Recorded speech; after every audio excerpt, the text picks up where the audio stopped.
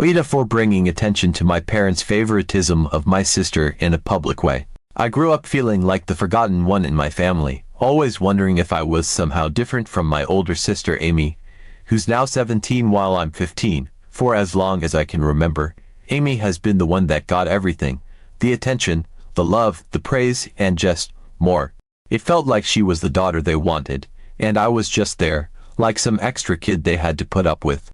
I have no idea why this is the way it is, but over the years, it's become painfully obvious to everyone around us, including my friends, some extended family, and even a few of my friends' parents. They've all seen it.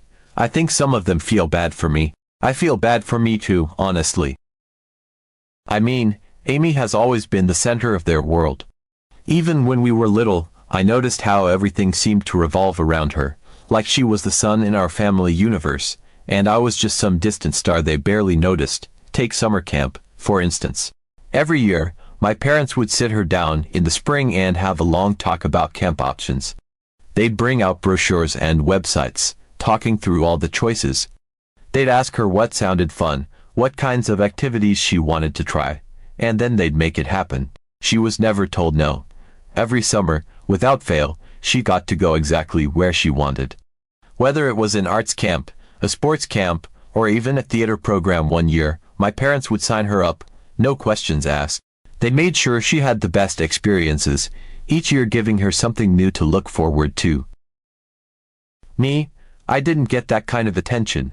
Some years, they sent me to the local day camp, the free one down the street. I know it wasn't the same as the camps Amy got to attend, but I tried to make the most of it. The kids there were nice enough, and the counselors did what they could with the limited budget. It was just different. No horseback riding, no sailing, none of the activities I heard Amy talking about when she got home from her camps. She'd come back each day with stories of her fun adventures, all these cool friends she made, while I sat there, trying to act interested but feeling a little jealous.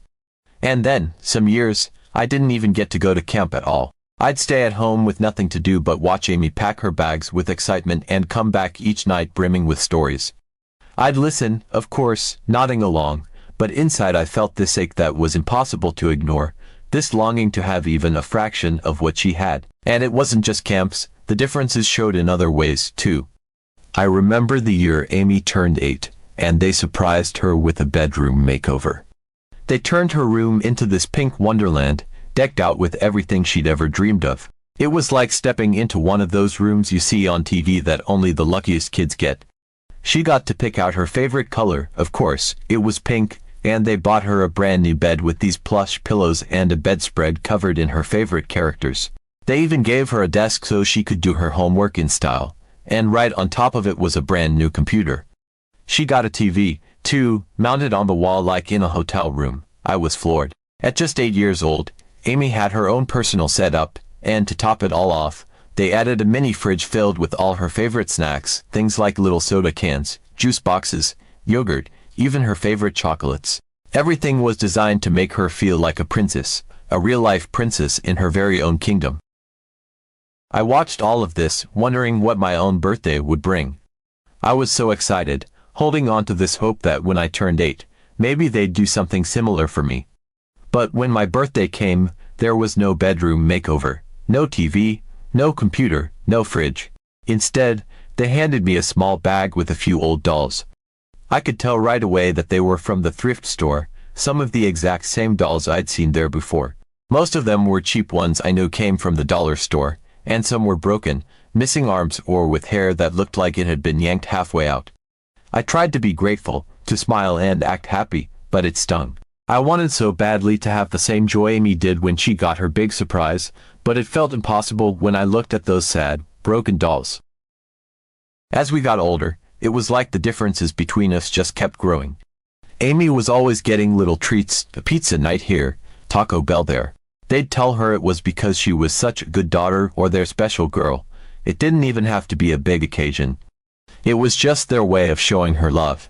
At least 3 times a month, she'd get some fast food treat just for being herself. And I'd sit there, watching them praise her, thinking about how nice it must feel to be someone's special girl. I kept waiting for my turn, for that moment when they'd look at me the same way. I worked hard at school, doing my best to get good grades, sometimes even better grades than Amy, if I'm honest. But even then, my achievements didn't seem to matter. I'd bring home good test scores, and they'd just nod and say, "That's nice," and move on, while Amy's average grades would get her a trip for pizza or a night out. I started to wonder what more I could do, what magic words I could say, or what incredible thing I'd have to accomplish for them to see me the way they saw her. No matter what I tried, it was like I was invisible. The little treats, the rewards, the love, they just weren't meant for me. And it wasn't just with grades. Anytime Amy did well on a test, my parents would make a big deal about it. They'd plan something special, maybe a trip to her favorite restaurant, or an outing to buy her a little gift, just something to make her feel special, to show her they were proud. She'd come home with a big grin, knowing she'd get showered with attention for her work. She'd hand over her test paper with this look of expectation, and without fail, they'd reward her with all the praise and attention anyone could want. It didn't even have to be perfect scores. Sometimes, she'd get a B or a C, and they'd still find something to celebrate. They'd say things like, "Good effort, Amy," or "You did your best, and we're so proud of you." When I brought home a test I'd worked hard on, I'd have to wait for them to notice. I'd slide my paper onto the kitchen counter, hoping they'd see it when they walked by. Occasionally, they'd glance at it, sometimes with a nod, maybe a quick, "That's nice," and that would be it. No dinner out, no ice cream, no gift or special treat. Not even an extra 5 minutes of their time. It was almost like they couldn't see me standing there, waiting for that little bit of praise. I tried to tell myself I didn't need it, that I could be proud of myself without their approval, but after a while, it became harder to keep convincing myself. It felt lonely. I'd listen to Amy talk about her little rewards, about the dinner they'd planned for her, or the new book they'd bought her as a treat, and I'd feel this heavy pit in my stomach, wondering why I didn't deserve the same. I know I'm supposed to be happy for Amy, and I tried, I really did. But it was so hard to keep pretending that I didn't want even a fraction of that same love, too. I wanted just once to know what it felt like to have someone look at me with that same pride in their eyes. I wanted them to say they were proud of me, not just in a passing comment but with real feeling, like it meant something to them. I thought maybe one day they'd see how hard I was trying, that they'd realize I was there, too. But no matter how well I did, they just moved on like my efforts were invisible. And then there was the conversation about our futures. One day, I overheard my parents talking to Amy in the kitchen. They were telling her about the money they'd saved for her, how they wanted her to go to any college she dreamed of. They told her how they didn't want her to worrying about student loans, that they'd be there to support her, to make sure she could focus on following her dreams. I could see the look on Amy's face as she listened. She was thrilled, confident in their love and support. She knew they had her back, that she could go out into the world without any fears of being on her own. They told her all of this when she was 15. And now, here I am at 15, and they've never once had that talk with me. There's been no mention of money saved, no conversations about my future, no encouragement that they'd be there to support me when it's my turn to head out into the world. I wanted to ask them about it, to know if they'd saved anything for me, too. But by now, I already know what they'll say. I doubt they've set aside anything for me. It's like they're planning for Amy's future and I'm just an afterthought. Like they don't expect me to have dreams worth supporting, or that I'll manage on my own somehow, without their help. A few times, I worked up the courage to bring up how this all made me feel. I tried to explain, to tell them how much it hurt to see the difference in how they treated Amy compared to me. Once, I even cried about it, hoping they'd finally see how deeply it affected me. I thought maybe if they saw my tears, they'd realize that I was hurting, that I needed them to show me they cared just a little bit. But my mom just looked at me, sighed, and told me to stop being childish. That was all she had to say. She brushed me off as if my pain was nothing more than an inconvenience, a minor annoyance she didn't have time for. It was like my feelings didn't matter, like I didn't matter. I've learned, over time, to stop expecting anything from them. To try to tell myself it doesn't matter, to try and act like I don't need anything from them, but it still hurts. I see how they are with Amy, how they look at her with love and pride, how they go out of their way to support her, and I know that I'll never have that from them. I'll never get that same look of pride, that same support, that same feeling of being cherished. Things came to a head last Saturday, at my dad's birthday party. It was a big gathering. Our house was filled with family, neighbors, and some of Dad's friends. The house felt warm and lively, the way it only does when we have people over. My parents had gone all out with decorations and food, making sure everything looked perfect, making sure everything was just right for my dad's big day. Amy, of course, was in the center of all of it, floating around and chatting with everyone. She seemed to light up the room, laughing with my dad, hugging relatives, talking about her latest achievements. And as always, my parents were right there beside her, beaming with pride, introducing her to people like she was the most incredible thing in the world. As the evening went on, my parents started talking about Amy's grades. They always seemed to bring it up at any opportunity, but tonight, in front of everyone, they were gushing. They went on and on, telling everyone about her report cards, about how well she was doing in her classes, about how she was excelling in everything. They called her their perfect girl. I remembered those words exactly, because they stung like knives. It wasn't even the first time I'd heard them say that, but hearing it in front of everyone, watching them look at her with so much pride and admiration, it hit me harder than ever. I felt this sharp ache, this bitterness, building up inside me. I thought maybe I could ignore it, push it down like I always did, but it was like something inside me just snapped. I don't know what came over me. One moment, I was standing there, silent, trying to act like it didn't bother me, and then the next moment, I heard myself speaking, my voice shaking with anger and sadness I couldn't hold back anymore. I blurted out, in front of everyone, how unfair it was, how they only ever talked about Amy, how they never mentioned my grades even though they were actually better than hers. It all came spilling out, years of pain and frustration and feeling invisible all bubbling over in a mess of words. I asked them right there, my voice probably louder than I intended, why they only talked about Amy, why she was their favorite, why I was never given even a fraction of the love and attention they gave her. The room fell silent. It was this awful, heavy silence, like the air had turned to lead. I could feel everyone's eyes on me, a mix of shock and discomfort. My heart was pounding so hard I thought it might burst, and I was half wishing I could disappear right then and there. But at the same time, there was this strange sense of relief, like finally, I'd said what I'd been holding back for so long. The silence stretched on, and I started to regret saying anything, to wonder if maybe I should have kept it to myself, just buried it down deeper like I always did. But then my uncle, my dad's brother, spoke up. He said, out loud, that I had a point. I couldn't believe it. He actually said it. He said he'd noticed the difference, too. In that moment, I felt this strange mix of hope and fear. I felt hopeful because for the first time, someone was seeing what I'd been feeling for years. I wasn't just imagining it, someone else had noticed. But at the same time, I felt scared because I had no idea what my parents were going to say, how they'd react. And when I looked over at them, I could see it in their eyes, the anger, the embarrassment, the coldness. They were glaring at me with this look I'd never seen before, a look that made me feel like I'd done something truly unforgivable. After everyone left, my parents didn't waste any time letting me know exactly how they felt. They yelled at me for bringing it up, for making a scene in front of everyone, for embarrassing them on Dad's birthday. They told me I was out of line, that I'd ruined the evening, that I'd had no right to say those things. I tried to explain, to tell them that it was something I'd been feeling for a long time, but they wouldn't listen. They told me I shouldn't have tried to ruin Dad's special day, that I was selfish for making it about myself. They made it sound like I'd crossed a line just by asking for the same love they showered on Amy without question.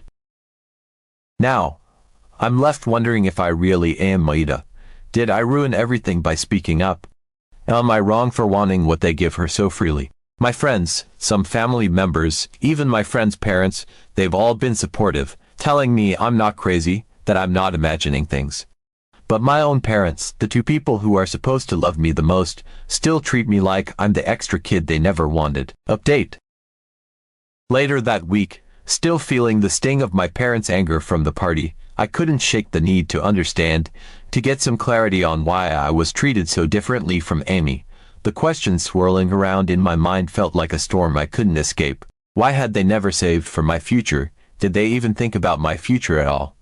Did they expect me to manage everything on my own, to struggle through my life without their help? It felt impossible that they could be so blatant in their favoritism, that they'd act like Amy was the only one with dreams worth supporting, while I was just left to fend for myself. It took me days to build up the courage, but eventually, I asked them if they'd saved any money for my college the way they had for Amy's. I tried to ask as calmly as possible, hiding the anger and hurt I'd carried since the party, but inside, my heart was racing. The thought of hearing them admit that they hadn't even thought about my future felt almost too painful to imagine, but I had to know. I needed to hear them say it, to know for sure if my suspicions were true. Their answer hit me like a punch to the gut. They told me that, since Amy was older, her situation had been more difficult, and that's why they'd started saving for her from a young age. They said that life was more challenging for Amy because she was the firstborn and that they'd had to focus on her needs. And just like that, they dismissed any thought of my future as if it were a trivial inconvenience, something I'd have to figure out on my own. They didn't seem to feel any remorse or guilt. It was as if this was the most normal explanation in the world. Amy's education mattered to them, but mine apparently didn't rank high enough on their list of priorities. I couldn't believe what I was hearing. They said it so matter-of-factly, like it should make perfect sense, like I was supposed to just nod and agree. But all I could feel was a rush of anger and disbelief. I tried to wrap my mind around it, to understand why they thought Amy's path was harder than mine when they'd done everything for her. They had practically paved her road to success, supporting her every step of the way. They'd given her every opportunity and had put a cushion of love and security around her. Meanwhile, I had been left to figure things out on my own, without their guidance, without the reassurance that they'd be there to catch me if I fell. I felt a surge of resentment boiling up as I stood there, stunned into silence. They hadn't considered, even for a moment, that I would need help too, that I had dreams of my own, that I deserved the same chances they had given to Amy without question. In their eyes, Amy was the one who needed their love and attention, their financial support, their dedication. And I was just an afterthought. They hadn't thought about me, about my dreams, my future. I wasn't even on their radar. When I managed to find my voice, I told them I didn't understand how they could say it was more difficult for Amy. I reminded them that they'd done everything for her. They'd bought her new things, given her every advantage, and made sure her path was smooth. And even after all that, they'd saved up money just for her future, just in case she needed it. So why was it more difficult for her? Why hadn't they thought about doing the same for me, even a little? But they barely even listened, brushing off my questions like they were unimportant, as if my need for answers was nothing more than an irritation. They told me they weren't going to explain it further, that it wasn't my place to question their decisions. The indifference in their voices was staggering. It was as if they didn't care how hurt I was or how unfair it all felt. They had made up their minds long ago, and I was expected to simply accept it. I felt an overwhelming sense of betrayal. They had no intention of explaining why I was treated this way, no desire to even try to make me feel better or reassure me. They just left me standing there, feeling like I'd been hit by a truck, feeling like I was somehow at fault for even questioning them. Their favoritism, which I'd always suspected but had tried to rationalize away, was now painfully clear. I'd spent years convincing myself that maybe I was overthinking it, that maybe I was just being sensitive, that they must love me just as much but showed it differently. But now, with their words still echoing in my mind, I couldn't ignore the reality anymore. They had made a conscious choice to prioritize Amy in every way that mattered, while I was left to figure out my own way in the world. They went on to say that they loved both of us equally, as if that statement alone could somehow erase the years of being ignored, dismissed, and overlooked. They said it like it should be obvious, like I was the one in the wrong for doubting them, like I was just being dramatic or unreasonable. But I knew, deep down, that it wasn't true. I knew that no matter what they said, their actions had shown me the truth over and over again. They didn't see me as their special girl. They didn't see me at all. I walked away from that conversation with a heavy heart, feeling like I'd lost something I'd never truly had. But I also felt a strange sense of clarity, like I could finally stop trying to prove myself to people who would never see me the way I wanted them to. It hurt more than I could ever put into words, but I knew that I couldn't keep letting their favoritism hold me back. I had to find a way to move forward, to find people who would see me for who I truly was, and for once, not feel like I was just an afterthought in my own family.